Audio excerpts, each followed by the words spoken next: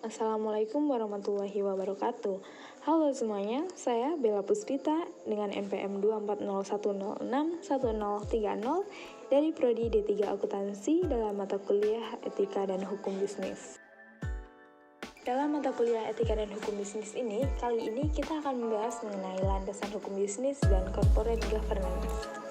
Baiklah, yang pertama yang akan kita bahas ialah mengenai landasan hukum bisnis. Teman-teman semuanya, seperti yang kita tahu, landasan hukum bisnis adalah sekumpulan peraturan dan undang-undang yang mengatur segala hal yang berkaitan dengan aktivitas bisnis. Berikut ini ialah landasan hukum bisnis yang ada di Indonesia. Yang pertama adalah Undang-Undang Dasar 1945. Dalam hal ini, terdapat pasal 33 Undang-Undang Dasar 1945 tentang perekonomian nasional. Yang kedua adalah KUH Perdata.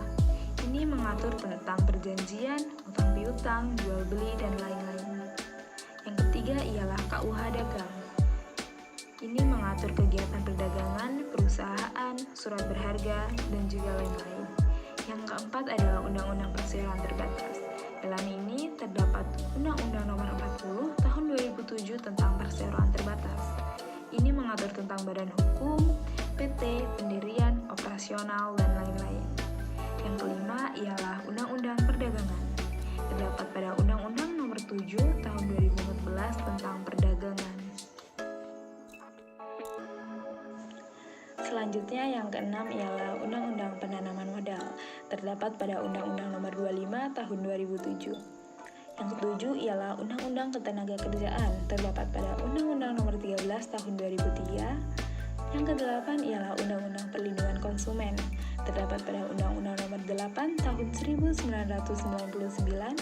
Yang kesembilan ialah Undang-Undang Cipta Kerja. Terdapat pada Undang-Undang Nomor 11 Tahun 2020. Dan yang terakhir ialah Peraturan Pemerintah dan Peraturan Daerah. Teman-teman semuanya pasti bertanya-tanya, apa sih tujuan dari landasan hukum bisnis itu tersendiri? Kali ini saya akan menjelaskan. Landasan hukum bisnis ini bertujuan untuk menciptakan keadilan, kepastian, dan peraturan dalam dunia bisnis, sehingga tercipta hubungan yang harmonis antara pelaku usaha, konsumen, pemerintah, dan juga masyarakat. Selanjutnya yang akan kita bahas ialah mengenai corporate governance.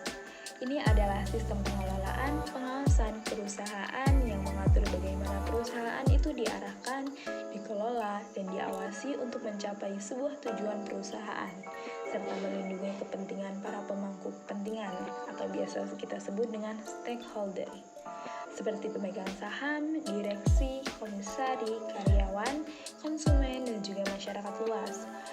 Corporate governance ini memastikan perusahaan itu dijalankan secara transparan, akuntabel, bertanggung jawab, independen, dan adil. Sekarang kita bahas mengenai prinsip-prinsip corporate governance.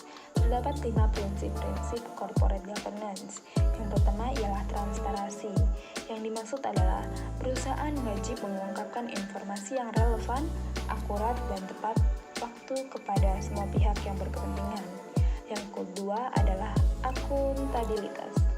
Setiap fungsi di perusahaan ini bertanggung jawab atas kinerjanya masing-masing, mulai dari direksi, komisaris, hingga manajemen.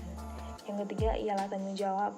Dalam hal ini, perusahaan harus patuh pada hukum dan peraturan, serta menjalankan tanggung jawab sosial.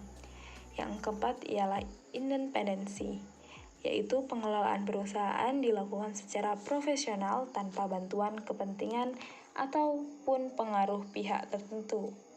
Yang kelima ialah kewajaran. Dalam hal ini, perusahaan memperlakukan semua pemegang saham dan pemangku kepentingan secara adil tanpa diskriminasi.